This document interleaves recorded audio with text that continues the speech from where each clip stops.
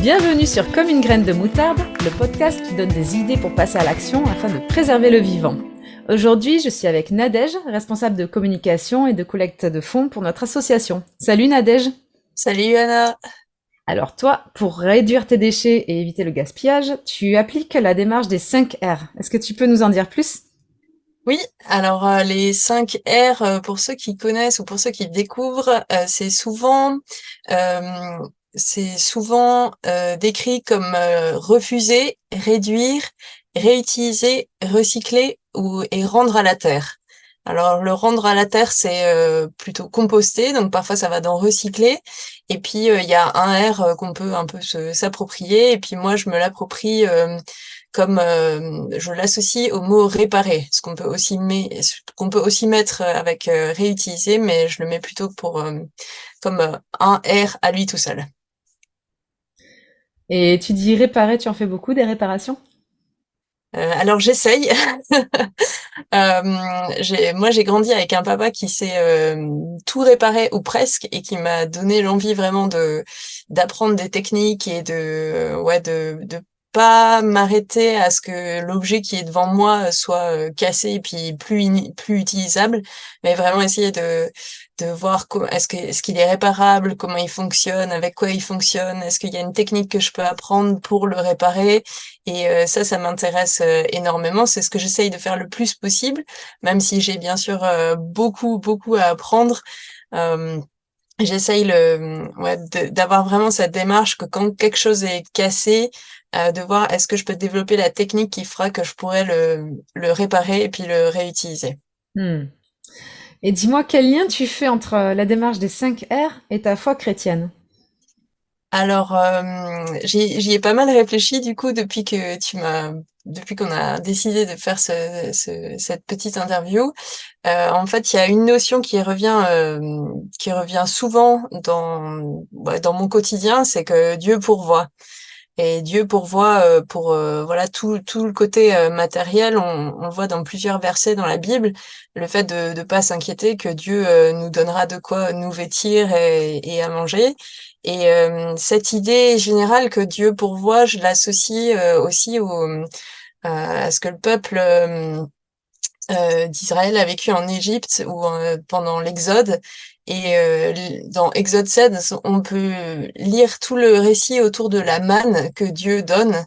Donc le fait que Dieu pourvoit, subvient aux besoins de son peuple, mais il subvient à hauteur de ce que les gens ont besoin. Ils ne peuvent pas amasser, garder. Enfin voilà, il y a cette idée d'avoir juste ce qu'il faut pour survivre. Et puis dans la fin de Exode 16, il y a toute une partie sur en fait penser aux générations futures.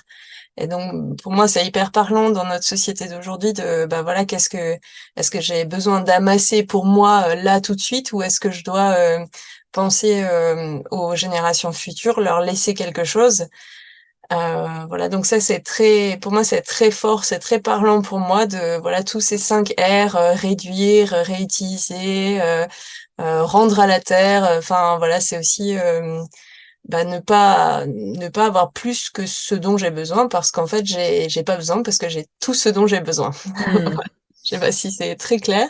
Et puis Super. il y a et puis il y a un autre passage qui me parle beaucoup, c'est dans Ecclésiaste 3, c'est le passage qui commence il y a un temps pour toute chose et voilà, il y a un temps un temps pour détruire, pour démolir et un temps pour bâtir. Enfin voilà, c'est tout le passage avance comme ça. Et puis il y a au verset 7, il y a marqué un temps pour déchirer et un temps pour coudre.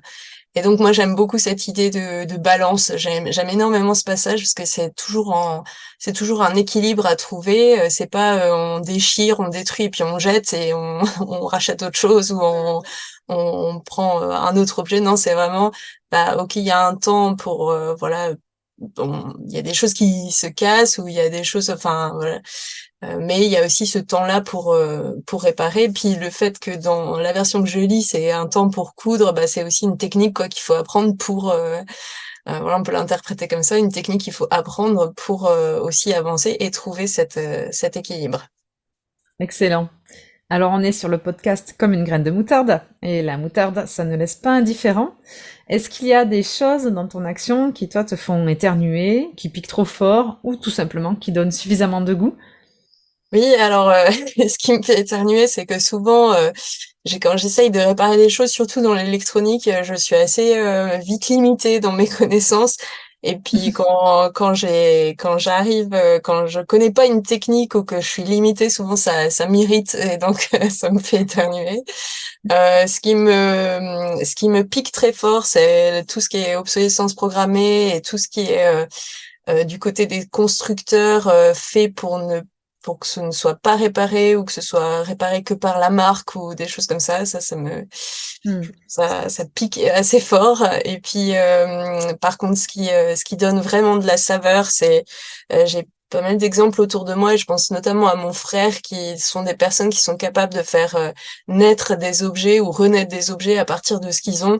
Et je trouve que là, encore une fois, Dieu nous a donné une créativité, une inventivité qui est juste incroyable. Le fait de pouvoir apprendre des techniques pour enfin, ouais, vraiment pouvoir appliquer ces 5 R et puis user de sa créativité pour ça et faire pouvoir réaliser quelque chose, créer quelque chose. Moi, je trouve ça hyper beau et hyper inspirant. Eh bien, merci Nadège. J'espère que nos auditeurs auront été encouragés à utiliser leur créativité pour réparer des choses, en inventer et voilà, et vraiment appliquer cette démarche des 5 R. À bientôt! À bientôt, merci à toi.